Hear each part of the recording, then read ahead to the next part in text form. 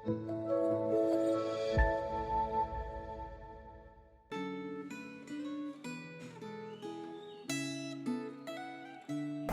saudara yang dikasih dalam Tuhan, hari ini kita akan sama-sama kembali lagi merenungkan firman Tuhan melalui refleksi Gema. Sebelum kita akan bersama-sama merenungkan firman, kita akan berdoa terlebih dahulu. Mari kita berdoa. Terima kasih Tuhan Yesus, kami bersyukur buat kebaikan dan anugerah-Mu dalam kehidupan kami. Hari ini kami boleh kembali lagi diberikan kesehatan, kekuatan yang baik. Kami juga bersyukur Kau berikan kesempatan untuk kami boleh mendengarkan Engkau berbicara kepada kami di dalam perenungan firman Tuhan hari ini. Kiranya Engkau menolong dan memberkati kami semua, supaya melalui kebenaran firman Tuhan yang akan kami renungkan hari ini, boleh menjadi kekuatan untuk kami boleh menjalani kehidupan kami. Dalam nama Tuhan Yesus kami berdoa dan kami mengucap syukur. Amin. Saudara, kita akan sama-sama merenungkan firman Tuhan yang terambil dari 2 Samuel pasal 19 ayat 31 sampai ayatnya yang ke-43. Saudara, kita tidak akan membaca keseluruhan daripada perikop ini, tapi kita hanya akan membaca ayat 31 dan ayat 32 saja. Kita akan membaca bersama-sama, demikian firman Tuhan. Juga Barsilai orang Gilead itu telah datang dari Ragelim dan ikut bersama-sama raja ke sungai Yordan untuk mengantarkannya sampai di sana.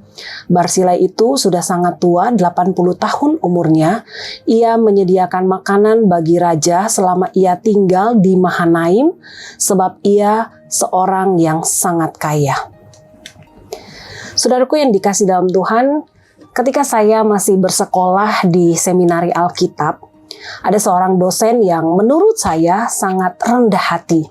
Bagaimana mungkin saudara saya tidak mengatakan demikian? Karena dosen tersebut adalah orang yang sangat menghormati sesama. Satu kali kami ada kelompok tutor bersama dengan dosen tersebut. Dan pada waktu itu kami pergi tutor ke luar kampus. Kami pergi makan di luar. Dan pada saat saya ingin masuk ke dalam mobilnya, tiba-tiba dosen ini membukakan pintu mobilnya dan mempersilahkan saya masuk ke dalam mobil. Saudara, pada saat itu saya itu sangat sungkan sekali dengan dosen ini, dan berkali-kali saudara saya mengatakan, "Gak apa-apa Pak, saya bisa sendiri, gak apa-apa saya bisa sendiri." Tapi beliau dengan sangat sopan dan rendah hati dia berkata, "Tidak usah sungkan, memang sudah seharusnya kita memperlakukan sesama, apalagi kepada seorang wanita." Saudara, melalui dosen ini saya belajar mengenai sikap rendah hatinya.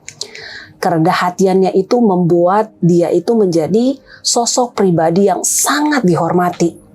Kerendahan hatiannya itu sungguh-sungguh terlihat di dalam kehidupannya, sehingga baik mahasiswa maupun dosen mengakui bahwa dia adalah pribadi yang benar-benar rendah hati. Bukan hanya itu saudara, tetapi dosen ini ketika berinteraksi, kata-katanya itu sangat memberkati dan menguatkan. Hal ini juga yang sangat saya rasakan ketika saya mengalami pergumulan. Ketika dia tahu saya ada pergumulan, dia mendoakan saya, dia mencatat nama saya di dalam agenda pribadinya, dan dia memberikan saya support agar tetap semangat. Nah saudaraku, di dalam bagian firman Tuhan yang kita renungkan hari ini, kita juga menemukan ada seorang pribadi yang memiliki sikap yang rendah hati. Siapa dia saudara? Dia adalah Barsilai. Barsilai ini adalah orang Gilead. Dialah yang telah mendukung saat Daud melarikan diri dari Absalom. Barsilai ini adalah orang yang pantas dihormati. Bukan hanya karena apa yang telah dia lakukan, tetapi juga karena kerendah hatiannya itu saat menolak tawaran kenyamanan yang ditawarkan kepadanya. Usia dari Barsilai ini 80 tahun. Dia orang yang sangat berhikmat. Ia juga adalah orang yang kaya, yang berani mengambil risiko untuk mendukung dan menyediakan makanan bagi Daud dan keluarganya. Nah, selama mereka mengungsi di Mahanaim pada waktu itu. Nah, saat hendak kembali ke Yerusalem, saudara, Daud mengajak Barsilai ini untuk ikut dan Daud berjanji bahwa dia akan menjaga dan memelihara dia. Dengan demikian, Daud akan mengungkapkan rasa hormatnya kepada orang yang telah mendukung dirinya pada masa yang sulit itu. Saudaraku, di dalam perenungan hari ini ada beberapa hal yang dapat kita pelajari, saudara. Pertama, orang yang rendah hati itu pantas dihormati. Dan yang kedua, saudara, bahwa orang yang rendah hati itu juga orang yang mendapatkan penghargaan karena kebaikan yang dilakukannya. Tidak dimaksudkan untuk kepentingan diri sendiri. Dan yang ketiga, orang yang rendah hati itu akan menjaga ucapannya agar menjadi berkat, bukan menjadi batu sandungan. Saudara, ketika merenungkan firman Tuhan ini, saudara, mengingatkan saya kepada Pope. Pope adalah Sri Paus Fransiskus. Beliau adalah seorang pemimpin tertinggi umat Katolik dan juga sebagai pemimpin di Vatikan. Saudara tahu beberapa hari yang lalu dia datang berkunjung ke Indonesia, khususnya di Jakarta. Dan ada begitu banyak orang yang sangat terpesona dengan kesederhanaan dan kerendah hatiannya. Saudara, hal ini terlihat ketika dia datang ke Indonesia tidak menggunakan pesawat khusus. Dia mau tinggal di rumah dinas kedubes Vatikan, bukan di hotel. Dia tidak mau naik mobil mewah selama kunjungannya. Demikian juga saudara, ketika dia berinteraksi dengan orang-orang, itu sangat terlihat bahwa beliau itu tidak memandang latar belakang orang yang berinteraksi dengannya. Siapapun yang bisa dia berkati, dia juga akan memberkati orang tersebut.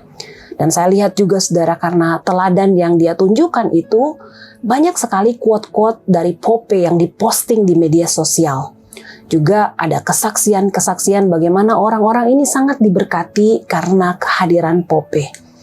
Banyak orang sangat mengagung-agungkan dia. Tapi tahukah saudara bahwa teladan yang paling luar biasa berkaitan dengan rendah hati telah Yesus lakukan, telah Yesus teladankan kepada setiap kita.